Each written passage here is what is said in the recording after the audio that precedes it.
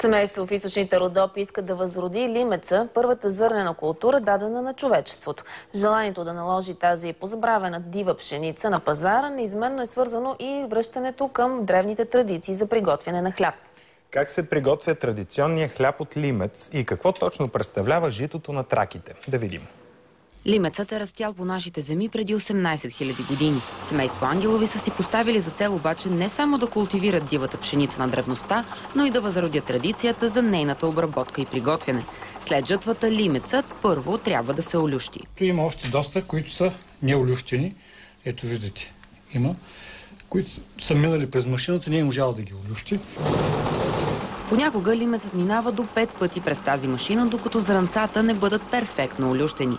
Грижата към всяко зранце продължава и след олющването, когато идва ред на смилането.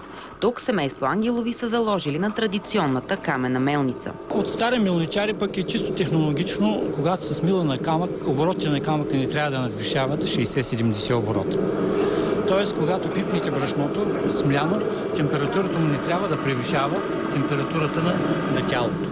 След като брашното е смляно, идва ред на замесването. Съставките са брашно, сол, квас и вода. Това е начинът за правене на хляб не само от лимец, но по принцип хляба, който са правили нашите баби на времето. Хлябът се мести в специални нощви, които след замесването в никакъв случай не трябва да се мият. След като хлябът е замесен, той трябва да втаса поне няколко часа.